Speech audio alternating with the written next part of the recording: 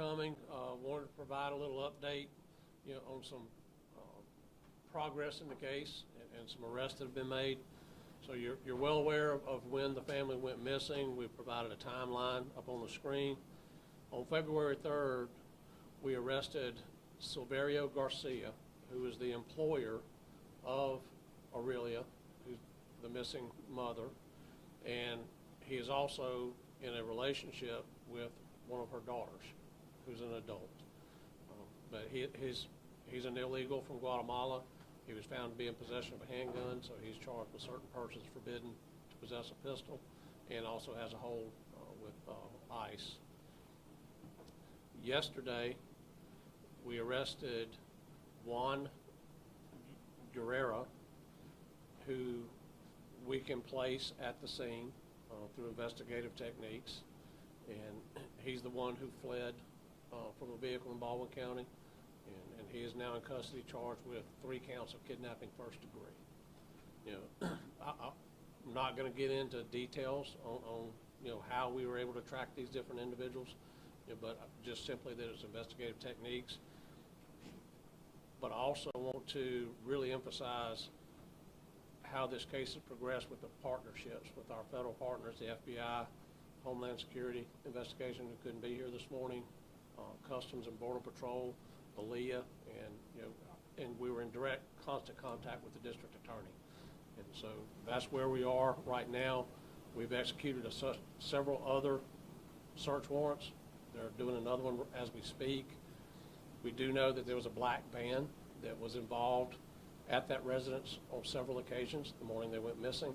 That's a photograph of the black van that's up there. That is being searched as we speak as well. And with that, I'll let either one of these, y'all remember Sarah Jones, special agent in charge with the FBI, so let her say a few words. Thank you, Sheriff. Good afternoon again. My name is Sarah Jones. I'm a special agent in charge of the FBI's Mobile Field Office. In sharing these investigative updates today, I'd like to reemphasize that our work here is not done. Our work will not be complete until we locate Aurelia, Zuleta, and Anthony.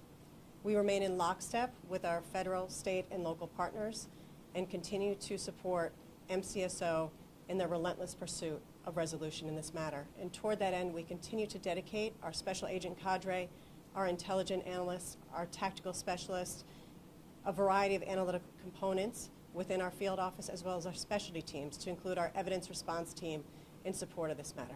Thank you. Good afternoon. Mobile County District Attorney Keith Blackwood. Yesterday, my office approved charges for 3 counts of kidnapping in the first degree, which is a Class A felony. We will prosecute this case to the fullest extent. I want to commend the work of the Sheriff's Office and the FBI and our other federal partners in this case. That said, the investigation is not done, and I know that they are committed to doing whatever it takes, expending whatever resources it takes to find this family, bring this case to a resolution. We will use all the resources at our disposal at the District Attorney's Office to prosecute anyone involved in this case. Thank you. What is Juan's relationship to the family? So what we've determined thus far is all of these individuals are painters for various construction companies. There's a couple different named paint companies that they kind of go between, and so that their connection, as we know right now, they're all painters, for different companies. Do you have a romantic relationship with any? We don't know that as of yet. Has there been any linking back to the 2-year-old's father in Texas? I've heard that there could be related, some of these individuals, Silverio as one. Silverio and the father of the 2-year-old in Texas are related. I think they're nephew and uncle. Have you been able to locate the mattress? No. What led to, are we able to say what led to the charges that have been brought against Guerra? Just say detailed investigative techniques is as far as I'm willing to go with that. And again, the FBI has resources that are unimaginable to local law enforcement, and they've brought all those to bear in this case. So, specifically, how does this arrest help with the search to find this person? Well, we're hoping that someone will tell us where they are. And anytime you arrest somebody, you're in hopes that they're going to tell you what occurred, and then our main goal is to find them safely and bring them back home. Kidnapping implies that they were taken from the residence alive. Is that the working theory at this point? Yeah, that's typically the case, yes. So, I mean, we believe they were alive when they were taken. What about now? I don't know. I hope to find them alive. Do you know what would have been a motive for this kidnapping? What's the underlying issue going on here with these parties? We're not going to make any assumptions. We don't know what the motive would have been. We have some theories, but we're exploring several different theories. One thing that all of these have in common is they're all here illegally, some from different countries, and they don't speak any English, so that's been a barrier as well. And although there are investigators who do speak Spanish, it's still not as easy as trying to talk to someone who knows our language and understands our way of doing things. So the first suspect and Juan are both in the country illegally. Are they both at Louisville County Metro Jail? They are. Ice holds on them? Yep. And are they both facing 3 counts of kidnapping? No, just one. Just one. Yeah. Can you tell us what led you to the 600 block of Apache Run? Because yesterday in the front yard, there was paint equipment out in the front yard. Is that a connection? Well, again, they're all painters. We've executed probably a half a dozen search warrants on vehicles and residences. Investigative techniques led us over there. I've been told that the owner of the home they rented is Silverio's son. Is that someone you are looking at? Is that been cleared? We are talking to anybody and everybody. And as you can imagine, I've already said most of them are here illegally, so they're not, eager to talk with law enforcement. Where was the traffic stop? Baldwin County is, I don't know what county road they were on. It was in Bay Minette. So. Can you kind of walk us through that arrest that was made? Did he run? Was he arrested in the car? Was He did. He driving? fled in a vehicle, bailed out near a wooded area in Bay Minette, and hours later was apprehended by a Baldwin County K-9 unit, hiding under a house, and was brought back for questioning and was later charged after consulting with the district attorney. So was he driving that van? No, he was driving a white vehicle. So that van's stationary, and we have the van right now. Can you talk about the video canvas that was conducted, how that led you to the black van? Was the neighbor had some kind of surveillance camera? Was that helpful? There were a number of surveillance cameras that were able to help us link the timeline. And, it was in the middle of the night or early morning hours, so the video was not of great quality, but it was enough to lead us to where we are right now. Do you believe that the family's still in this area, or could they have been taken out of state, out of country? I have no idea. So Silverio was dating one of Aurelia's daughters? Correct. How many children does she have? We're not 100% sure. We heard of another one this morning that we were unaware of, an adult. So, We've spoken with an adult that lives in Florida. okay. You know, if that is the one? It's not. Okay. No, she was living with Silverio in Wilmer.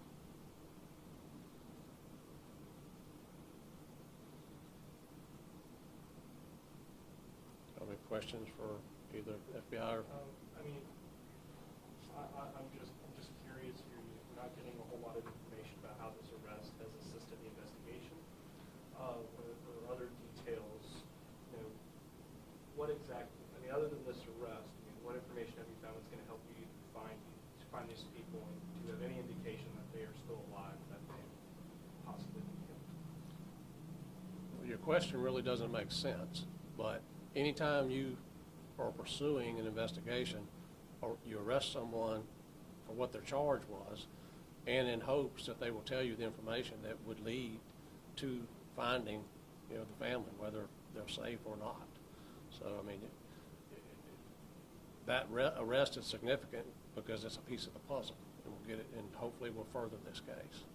So speaking of arrests, are you just counting the one as the one arrest, or are you also including Severio as an arrest in this case? The one or two? It's an arrest in this case. He's a piece of the puzzle as well. Like I said, there are a lot of, they're all intertwined, and, you know, there's a common denominator of these paint companies that they work for.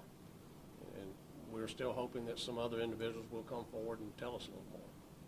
Are the suspects cooperating with law enforcement, or are they just have lawyers and are talking?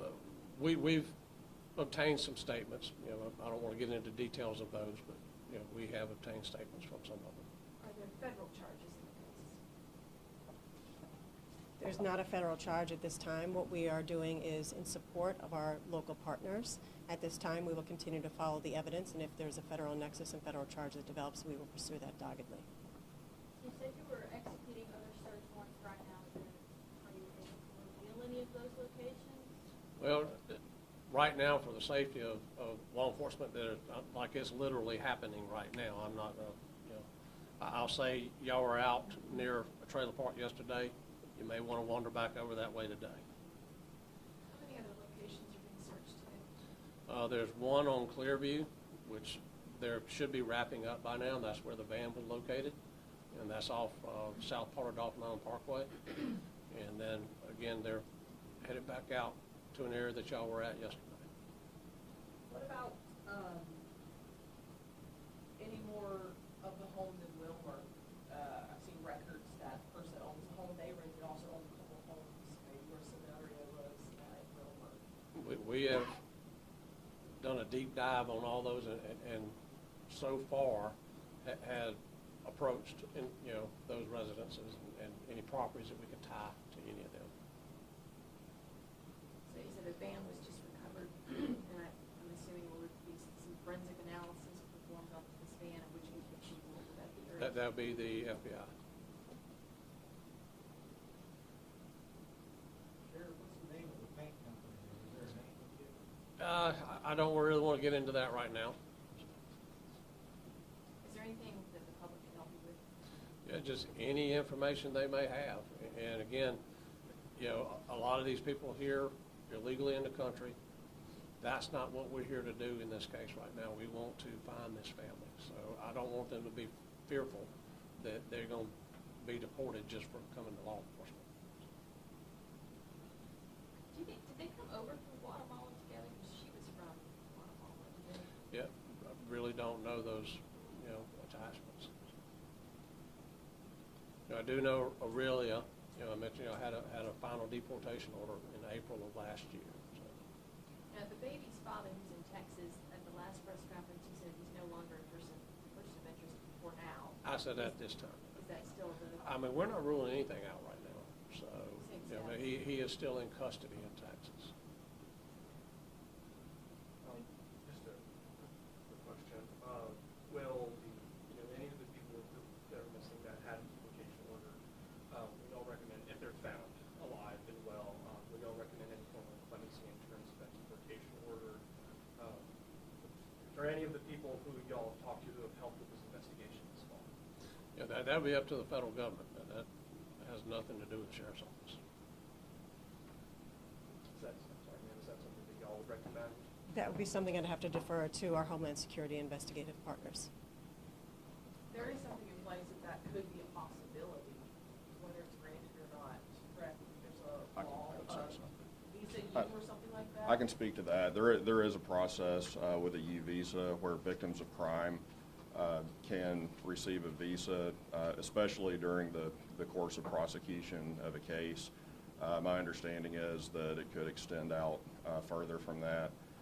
But like the sheriff said, the citizenship status of the victims in this case and of any witnesses is not what is at issue here. What is important is trying to find this family safe, alive, and get them back home. Do you know what the charges are and why he's being held in Texas? What the charges are? He had some active warrants on drug cases. So, and then, of course, he has a detainer on him as well. So.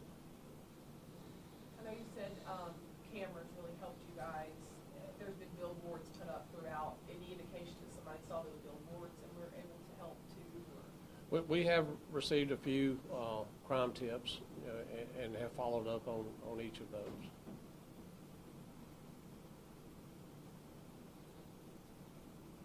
Anything else? Well, thank y'all for coming, and as things progress, we will get back with y'all and keep you updated.